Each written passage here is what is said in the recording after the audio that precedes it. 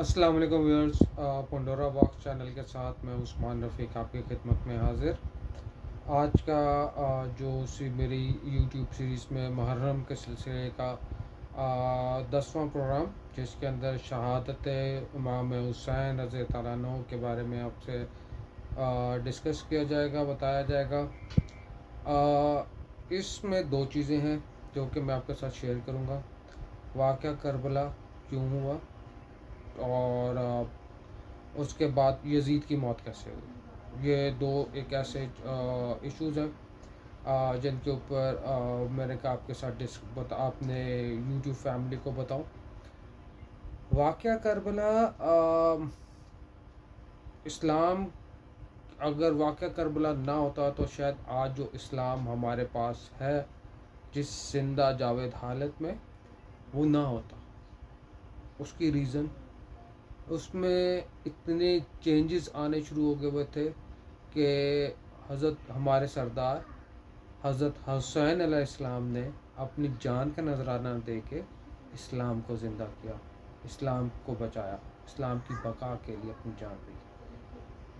एक छोटी सी एग्जांपल देता हूँ व्यूअर्स आपको कि यजीद के दौर के अंदर जो जुमा था वो मगरिब के टाइम तक चलता था।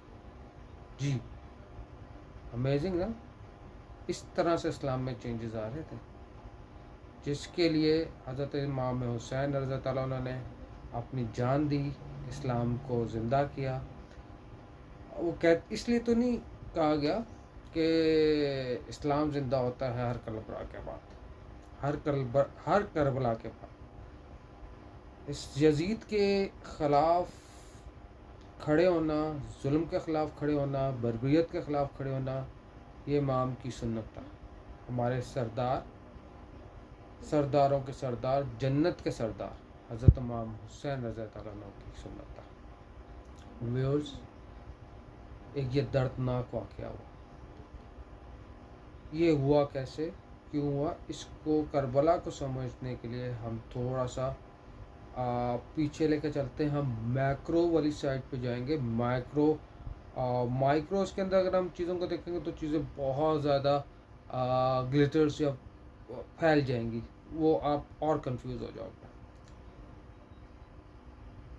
जंग हज़रत अली की दौर, हज़रत उस्मान गनी की शहादत के बाद हज़रत अली खलीफा नॉमिनेट हुए। हज़रत अली हज़रत हसन के बाद ख़त्म हो गई, तो उन्होंने कहा कि आप अपना वलीयत नॉमिनेट कर दें। हालांकि वो अपने आप को खलीफा ही नॉमिनेट करते थे, लेकिन as far Islamic rules are concern उसमें वो खिलाफत नहीं थी। तो आप अपना वलीयत नॉमिनेट कर दें, और साथ ही ये मशवरा दे कि आप यजीद इब्न माविया को अपना खलीफा नॉमिनेट करते हैं। अच्छा, ये चीज़ उन्होंने अपने 10वें साल में ओपन कर दी, लोगों को बताया कि जी मेरे बाद जो वलीयत होगा, जो आपका, वो यजीद इब्न माविया होगा। यजीद को नॉमिनेट कर दिया। 5 लोगों ने उस टाइम पे बैत नहीं की। अब्दुल्ला इब्न उमर ने, अब्दुर्रहमान बिन अबी बकर ने, अब्दुल्ला इब्न ज़ुबैर ने, अब्दुल्ला इब्न अब्बास ने, और हुसैन अपने अली ने। हज़रत हसन इस दुनिया से जा चुके हुए थे, तो ये इन लोगों ने बैत नहीं दी। अच्छा, जब खिलाफत, जब इसकी हुकूमत आई यजीद की 20 साल बाद, 10 साल बाद, 20 साल के करीब हज़रत अमीर माविया ने हुकूमत की थी। तो जब वो फौत हो गए, तो यजीद ने जब हुकूमत संभाली, तो उसने उस टाइम के ऊपर 4 लोग थे। अब्दुर्रहमान बिन अबी बकर जो थे वो इस दुनिया में नहीं रहते। हज़रत अबू बकर सदीक के बेटे अब्दुर्रहमान बिन अबी बकर इस दुनिया में नहीं थे। बाकी रह गए पीछे 4 लोग। 2 एक साइड पे हो गए, 2 एक साइड पे हो गए। 2 एक साइड पे कौन हुए? अब्दुल्ला इब्न उमर, हज़रत उमर के बेटे, फ़ारूक के आज़म, जी बिल्कुल उन्हीं के बेटे, हज़रत उमर फ़ारूक के बेटे अब्दुल्ला इब्न उमर एक साइड पे हो गए। और एक साइड के ऊपर अब्दुल्ला बिन ज़ुबैर, हज़रत ज़ुबैर अल्लाह ताला अन्हु के बेटे एक साइड पे हो गए। और एक साइड के ऊपर अब्दुल्ला इब्न अब्बास और हज़रत हुसैन रज़ी ताला अन्हु एक साइड के ऊपर हो गए। इनका मौक़िफ़ ये था, इन दो का मौक़िफ़ ये था कि जी बहुत क्या कहते हैं, ऑल्दो ये एक इस्लामिक पर्सपेक्टिव से एक ये सही चीज़ नहीं हुई, लेकिन इस्लाम में ममानत भी नहीं है, और हम फिर खून रेजी होगी, और इस चीज़ को अवॉइड करने के लिए उन्होंने कहा कि हमें इनकी बैत कर लेनी चाहिए। जो दो थे, जिसमें हुसैन इब्ने अली और अब्दुल्ला इब्ने अब्बास, इनका मौक़िफ़ था कि नहीं, हमें इसकी बैत नहीं करनी। अच्छा, अब हज़रत हुसैन रज़ी अल्लाह अन्हु में और हज़रत अब्दुल्ला इब्ने अब्बास रज़ी अल्लाह अन्हु में भी दो साइड्स बन गई। हज़रत अब्दुल्ला इब्ने अब्बास का पॉइंट ये था कि हम अली की दौर हज़रत उस्मान गनी की शहादत के बाद हज़रत अली खलीफा नॉमिनेट हुए। अच्छा, हज़रत अली खिलाफत लेना नहीं चाहते थे, मुसलमानों के इसरार के ऊपर खिलाफत उन्होंने ली थी। हज़रत अली ने जब खिलाफत का ओहदा संभाला तो फिर जंग जमल भी हुई, जंग सफ़ीन भी हुई, जंग नहरवान भी हुई। इसके ऊपर मैं अपने आप को अपनी यूट्यूब फैमिली के साथ डिटेल्स में इनके ऊपर आऊँगा कि जंग जमल क्यों हुई, जंग सफ़ीन क्यों हुई, जंग नहरवान की उनकी रीज़न्स क्या थे।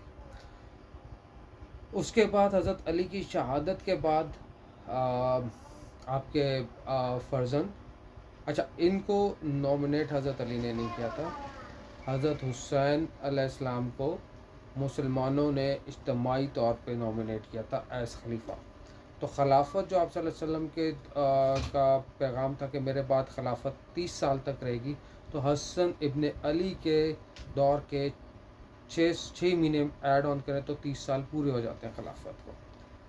उसके बाद सुलह हसन के ऊपर अमीर शाम के साथ हज़रत अमीर माविया के साथ सुलह हो गई, और उस सुलह के बाद तकरीबन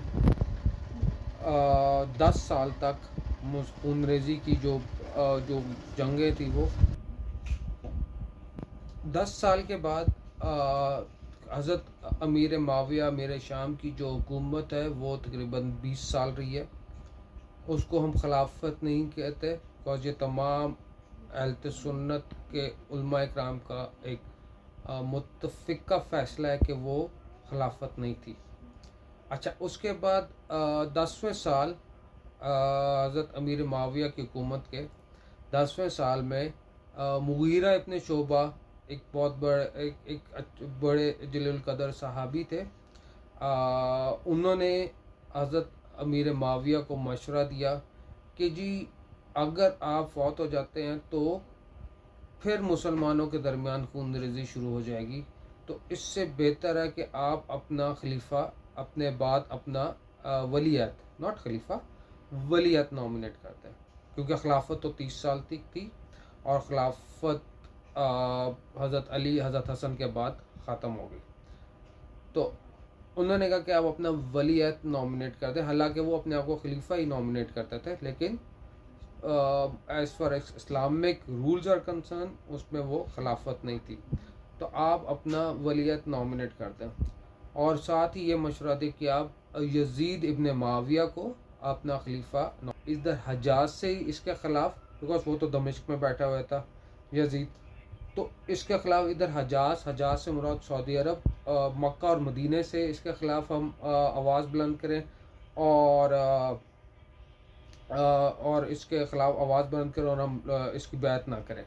जबकि हज़रत हुसैन का मौक़िफ़ ये था कि कूफ़ा हज़रत अली का दारुल खिलाफत था, हज़रत अली ने वहाँ पे तकरीबन 5 साल हुकूमत की थी, और उसका दारुल हुकूमत कूफ़ा था, और कूफ़ा से बेइंतहा खतूत आए हुए थे हज़रत हुसैन को कि हम इस ज़ालिम बादशाह, इस ज़ालिम हुक्मरान से तंग हैं, तो आप आएँ और इस उम्मत को संभालें आके।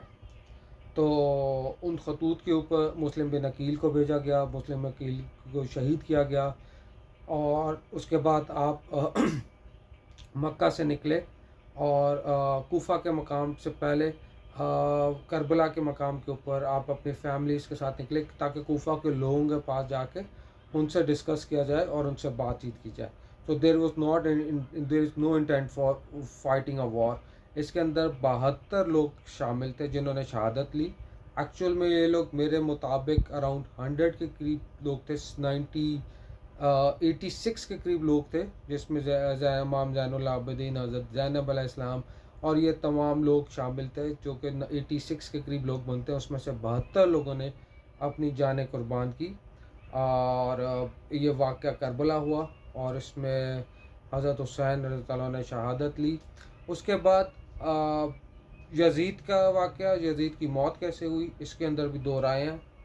इसकी दो राय इस तरह से हैं कि एक कहते हैं कि एक स्कूल ऑफ थॉट ये कहता है कि जी इसके अंदर यज़ीद इस तरह से मारा था कि वो एक औरत के हुस्न में दीवाना हो गया था और उसने उसको खंजर मार के उसको एक रात अपने पास बुलाया और उसको खंजर के वार से खंजर के वार करके उसको कत्ल कर दिया।